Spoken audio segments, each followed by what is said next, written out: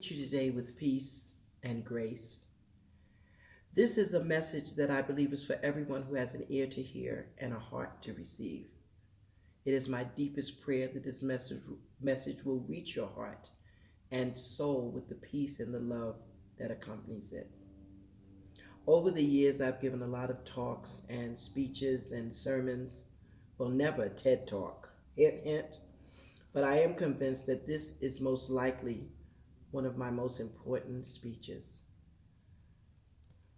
I'm going to share in two parts. I want to talk about the disease, which is going to be diagnosed in this talk, and the cure.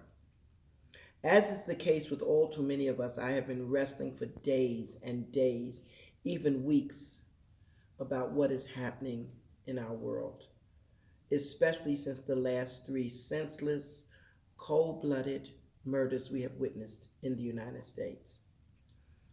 I have wept as a mother hearing the cries of my son George on the ground with a knee on his neck for more than 8 minutes at the hands of a soulless white man begging that he can't breathe.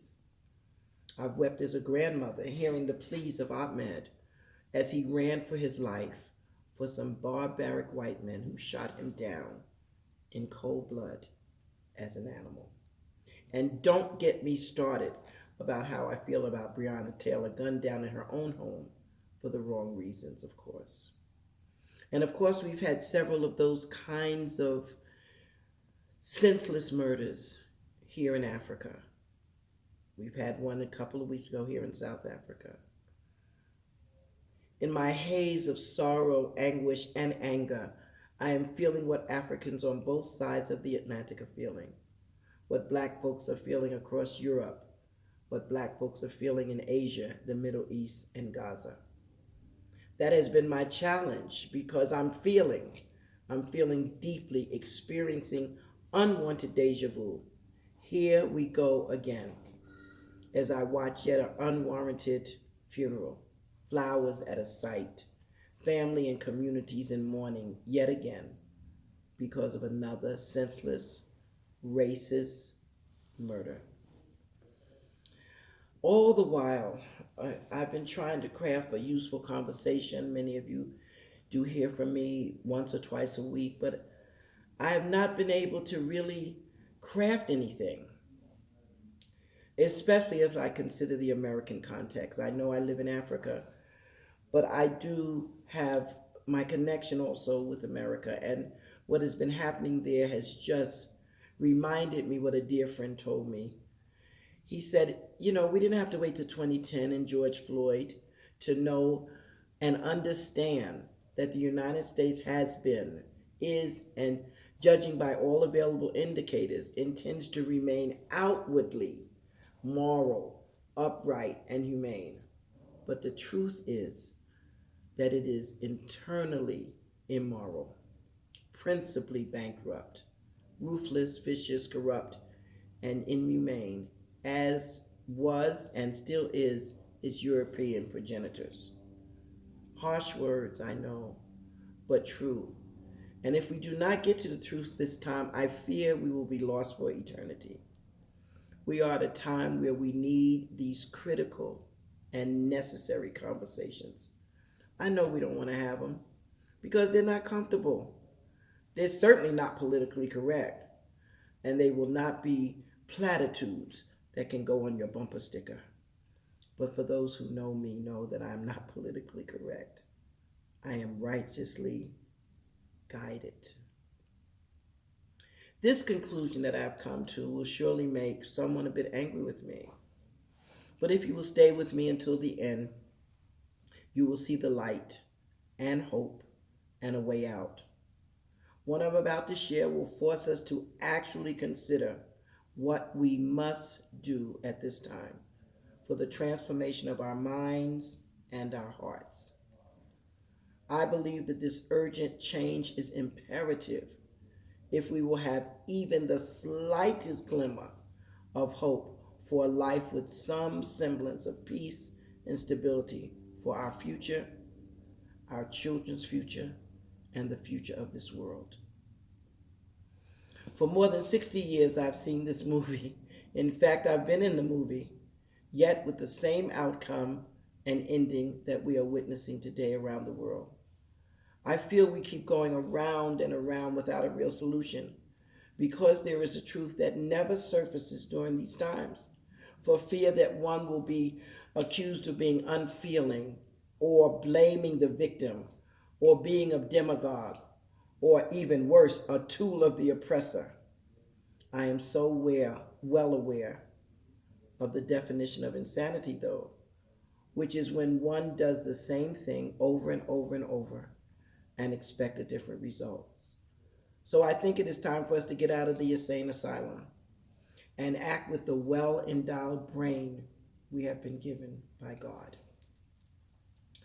I am also aware of how difficult it is to say what I'm saying. It's off-putting. I know it's going to hit a nerve. In fact, some of you are going to say the nerve of her to suggest that while some issues need to be done simultaneously, I believe some things need to happen sequentially by the very black people who are being victimized, brutalized, lynched, murdered, while we seem helpless to stop it. But it is important to realize that being sequential does not mean that the many things that we need to have happen cannot happen simultaneously while we are doing certain things for ourselves. So I'm going to take the risk that for a moment you may get a bit angry, even pissed, to share what has taken me decades of seeing hope dashed against a stone to learn, to understand, and to draw wisdom from. For beloved, at this point, I am willing to take that risk because I'm confident that you will come to see what I've come to see, the real truth, and how important that is, reason and wisdom. For I learned from Amy Garvey, the brilliant wife of the great Marcus Garvey, that truth brought to light forces conviction. And in a state of conviction, we are inspired to action. And at this point, we don't need temporary action. We need consistent, sustainable, transformative action. So I'm going to trust the Holy Spirit of truth that will allow us to be moved as we consider positive, progressive, and transformative action. For that is what we offer now, ways out of this darkness for consideration. For this is the time that we must do something different.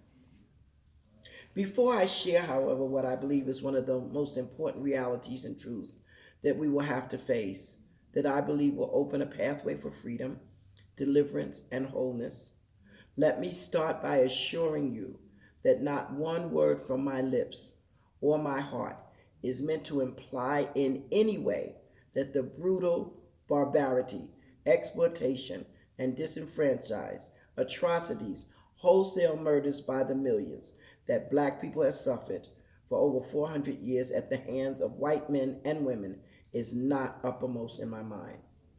Nothing I say ignores the fact of our suffering, the worst brutal crimes against humanity of any people in the world by the violently strong against the weak.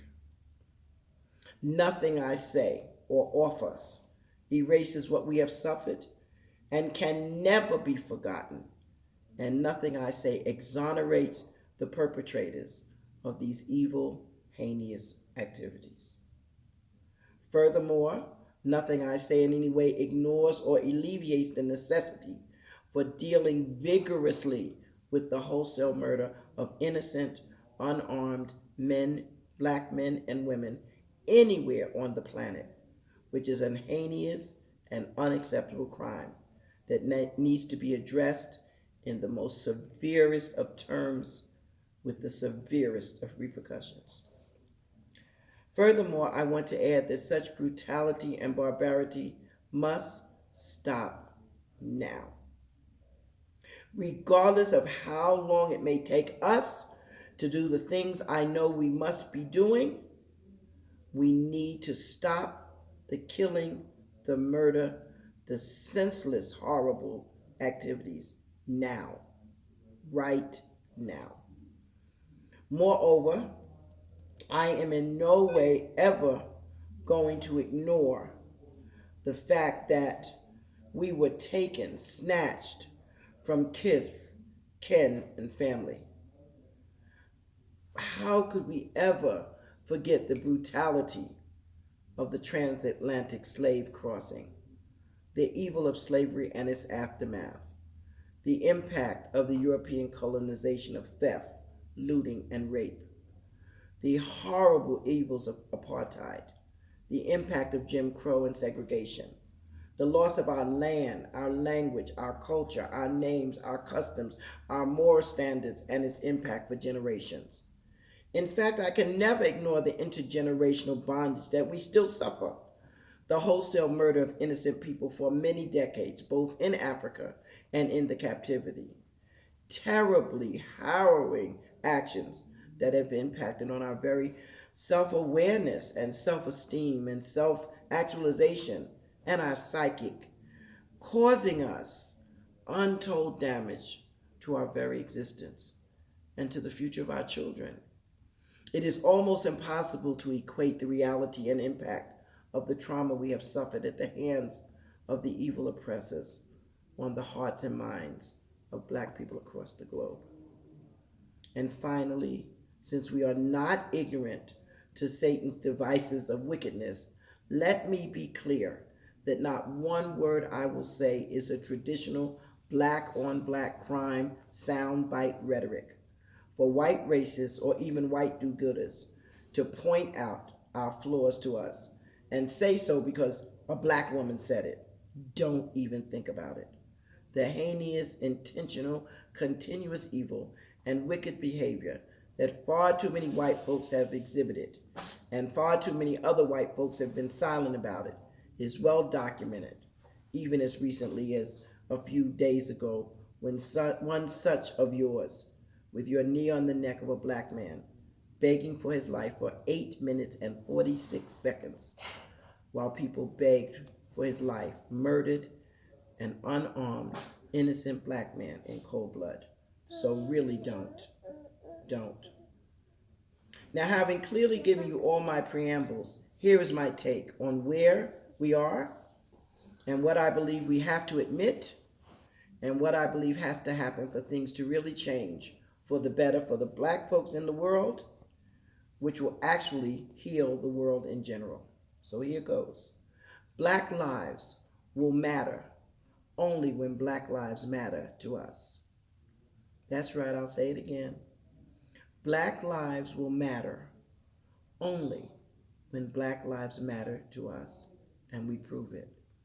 Let me take a few minutes and tell you what I mean.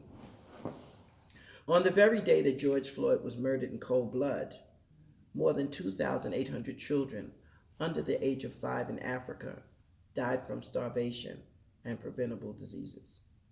And while starvation is a global issue and a crime of neglect and mismanagement, our leaders in Africa can do better and must. For these preventable disease deaths of Black children happen every day, and the numbers are rising, and we can resolve it by compassionate and active Black leadership now. In the U.S., on the weekend following the murder of George, at least 100 Black people were killed by Black people.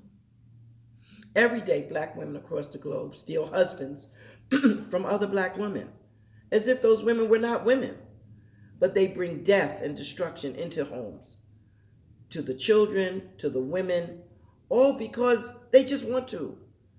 So Black on Black crime is prevalent just all too many places. Black preachers con their congregations every week with snake oil, cheap prayer cloths, and a fake prosperity ministry that even makes Satan blush, leaving those congregants without a true kingdom understanding of what it takes to really follow Yeshua HaMashiach. How do we explain the level of corruption in countries around the world that are operated by Black men and women? Cities which are operated by Black men and women. Towns which are operated by Black men and women who allow theft and deplorable business ethics from the people who are charged with the welfare and well-being of their citizens, only to find open sewers, lack of sanitation, poor schools, poor health care, poor hospitals, depleted economies, terror, rape, pillage of our most vulnerable people. This is from black people who are tasked with taking care of black people and not leaving them in the most heinous conditions known to man. What do we say of the trillions of dollars that are found in Swiss bank accounts with the names of black people on them? Money that should be left in the countries from which they were taken. Black people. Both black men and women still bleach their skin to look whiter and lighter, wear Indian weaves to look white, have plastic surgery to appear less black.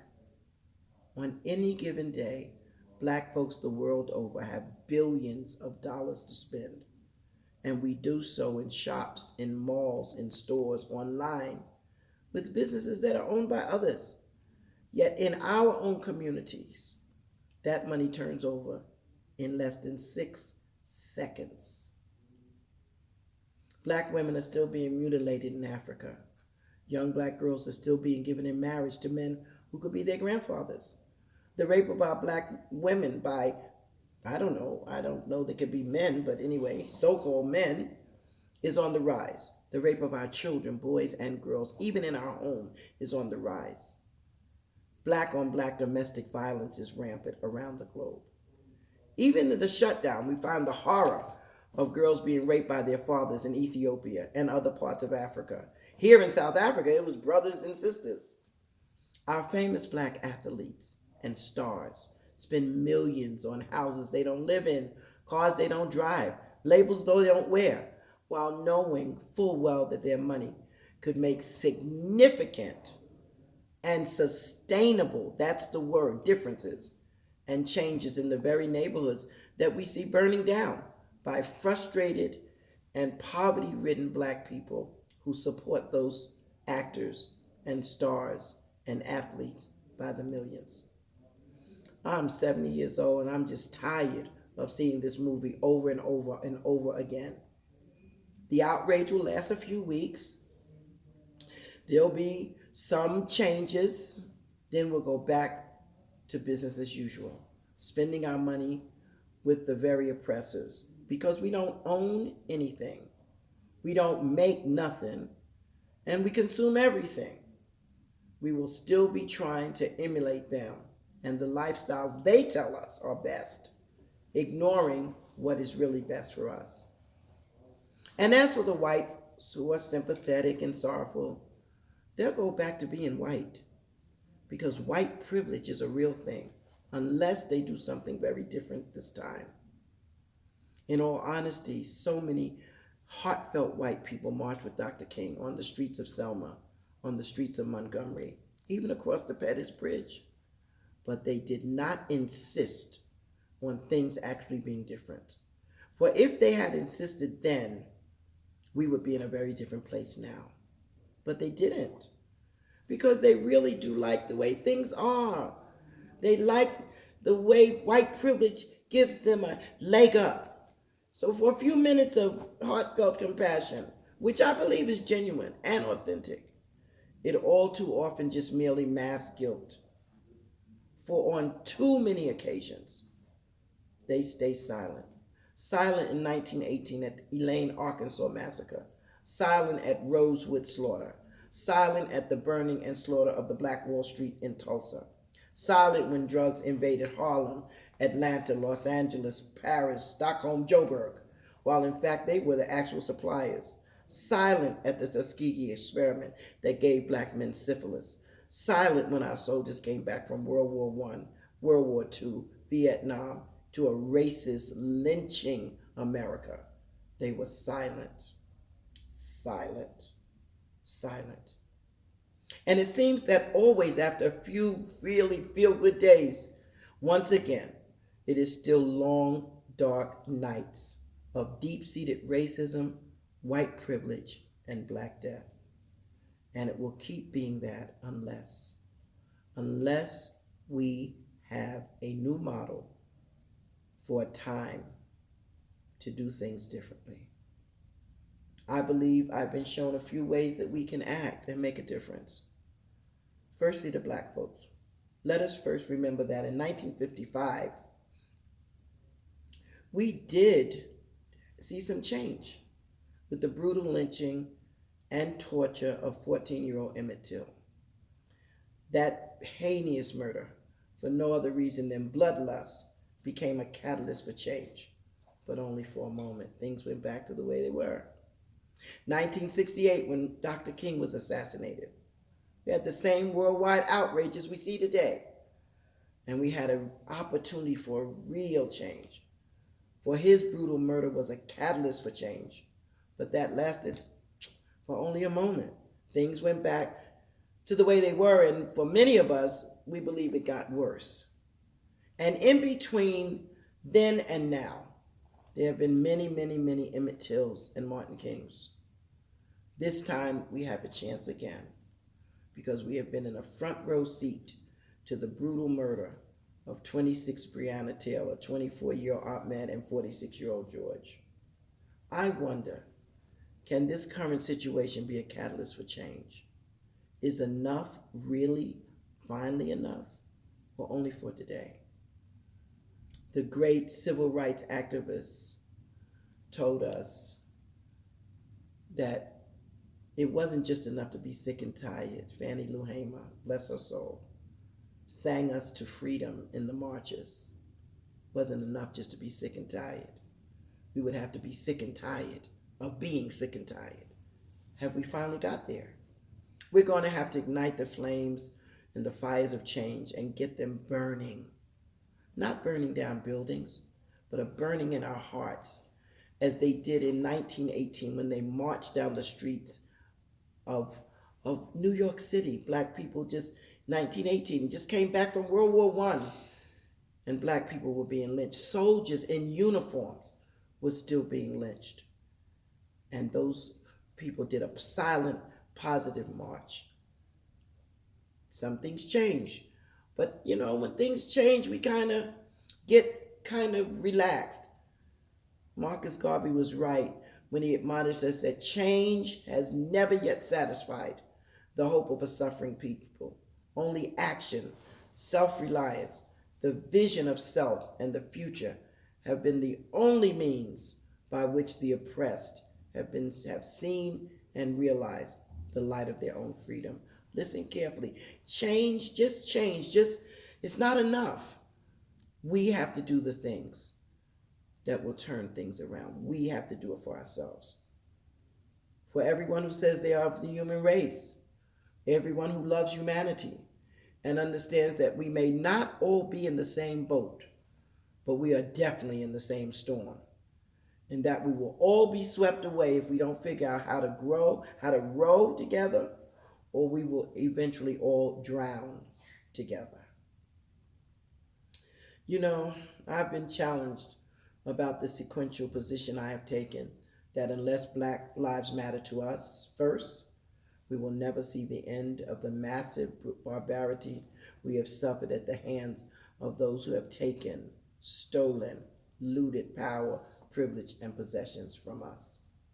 And I know how that must sting. I've been asked, why am I putting the weight on us? Aren't we the victims of the most heinous crimes against humanity and treatment known to man? And please, known to man. We're the only people who have suffered 400 years straight of brutality, lost 200 million people minimum. So I get it. Why am I saying that if we don't respect ourselves, if we don't take care of ourselves, if we don't think of ourselves first, we will never be taken serious, we'll never be respected? How do I have that kind of reasoning? And what is the verification for this daunting position? Now is the time that we must understand and accept who we are and whose we are. I'm a Hebrew biblical scholar. I've been wrestling with this truth for 30 some years. It is not a religious idea I want to bring you. I want to bring it to you from a historical, anthropological, geographical standpoint. Though hidden from us for eons, has nevertheless been captured and preserved in a book that we all revere. Millions of us read, even billions of us read. That book holds the key to why it seems that we are the recipient of some of the vilest evil that anyone can concoct. I know it may be so hard to consider that perhaps it could be, maybe, that in some way we have offended the God of the universe. And if so, are we locked, or is there a way to fix it? I believe there is. I know we don't like this line of thought because this truth has been so twisted by those who found out the truth and then hid it from us, even going so far as to say that we were cursed black. How ridiculous. In the biblical narratives, any curse that has to do with skin is leprosy, which is cursed white. So we need to really come to some understanding at this point. We have no choice but this. So, since this book is used for everything under the sun, the good, the bad, the ugly, it is time that we understand and use it for our own historical relevance. Over and over again, conversations that happen between God and the people of God center around this concept of if and then. If the people do a certain thing, instructed by God, then certain good things happen. Conversely, if they do not, then certain other things happen. In the historical narrative, they are called blessings and curses. But I want to use them as choices and consequences. How do the choices we make end up affecting us and our lives? How do the things we choose then turn up to be something that we need to see? So I want you just to go with me for a minute as we consider how are we in this position all over the world? How are black people in derision all over the world? No matter how many athletes, no matter how many four-star generals we have. We even had an American president, no matter who was black. We have 55 presidents in Africa. We have been given, we have the best of everything. We have the best golfer. We have the best tennis player. We have the best singers. We have the best music everywhere around the world. People copy our culture, steal our culture, take our culture, all of that. And yet on any given day around the world, black people are in derision. Black people are being murdered. Black people are being miscast. Black people are treated horribly. How could that be? Why? Why do we elicit? And let me say something else too, while we're at it. Black people get these feelings from other people besides just white people. We have been mistreated in China. We have been mistreated in Singapore. We have been mistreated in other parts. We are mistreated in India. Everybody comes to our communities and puts up glass petitions as if we are animals. That's how George got hurt. It was a Muslim store, an Arab store, that called the police for a $20 bill that now has turned out not to have been fake. Really? So in our own neighborhoods, we're treated with derision. In our own countries. I was really proud of the president of Rwanda put out some Chinese people for mistreating Africans, but it's all over. Africans are being mistreated not only outside of Africa, we're being mistreated in Africa. So why? How? Why us? Why us? And I believe that this next few minutes will open that up. In that book I was speaking about, all of the geographical lands, the rivers, the mountains, the countries, the nations are in Africa. They were in Africa when God started, and they're in Africa now. Everything that happens until Paul goes to Rome is happening in Africa. The instructions that were given to be in harmony with God, to be in harmony with the creation, and to be in harmony with each other were given to a people who were in Africa talking to these people who were in Africa. And so when you're someplace, you're those people. So the African context is the framing and the context of what you know as the Bible. Someone decided that it was the Old Testament. It isn't. It's the Hebrew Scriptures. And it's the complete story of the Africans' relationship with God. And that relationship was to be a model for the rest of the world. This liberating truth is found so clearly in the first 5 books of the biblical narratives called the Tanakh.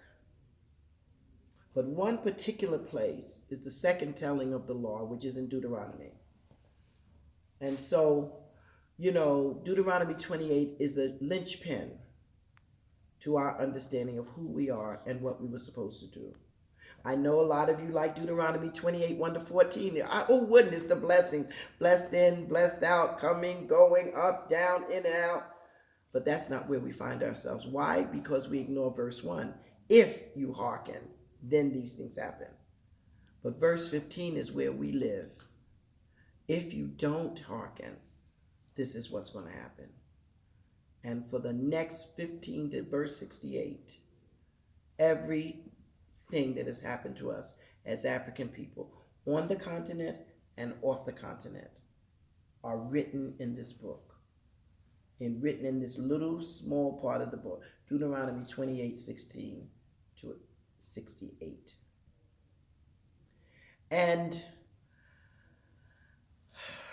I know this is hard because we're suffering so, but there's a reason why we're suffering so, and it's found there. When, not if, we would get this truth, when, not if, because we can no longer, if I get it, if I like it, if I understand it, if I want it. No, you must get this. You must get this. We must get this.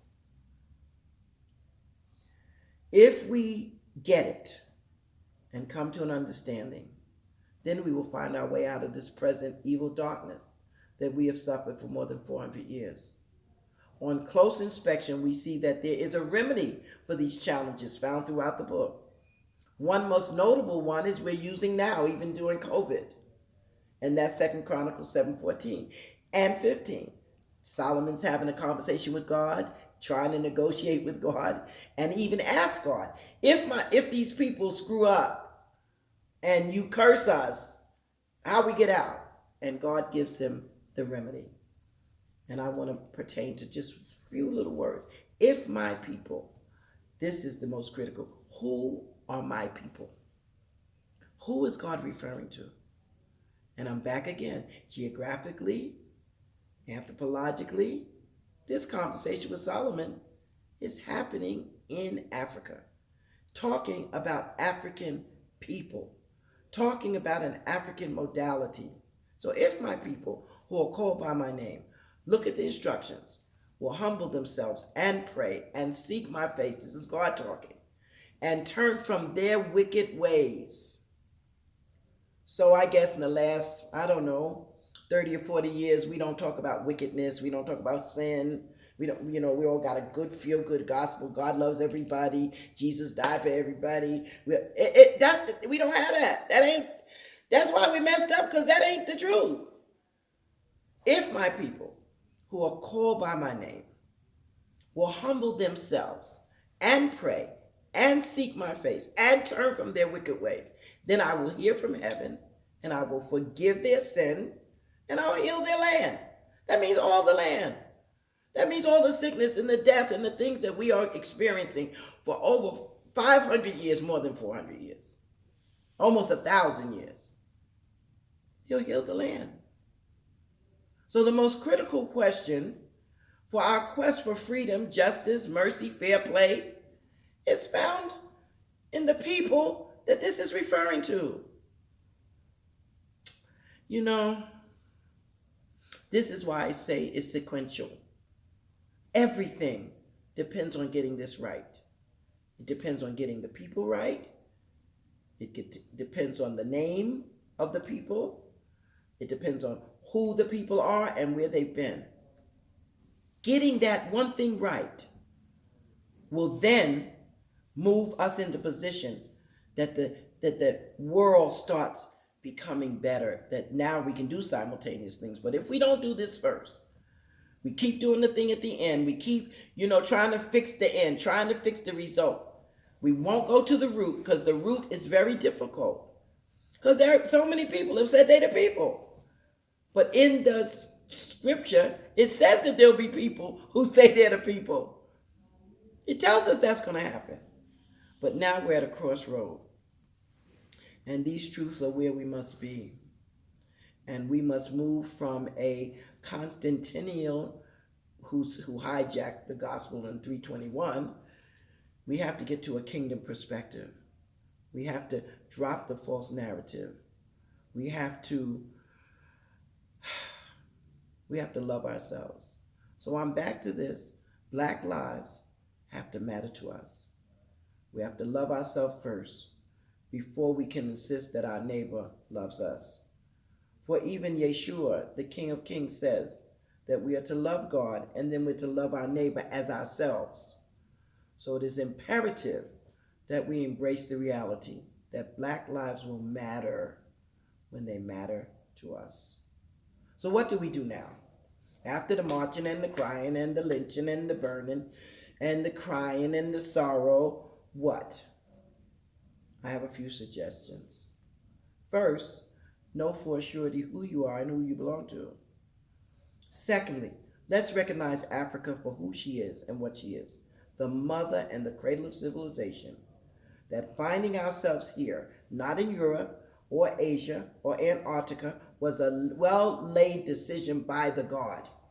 We need to understand it, not only for our privilege for being here, but for our responsibility to take care of her and everything that comes on her. And the relationship that we must tend to and care for and take time with the sovereign God on the divine terms that the sovereign God laid out, not ours.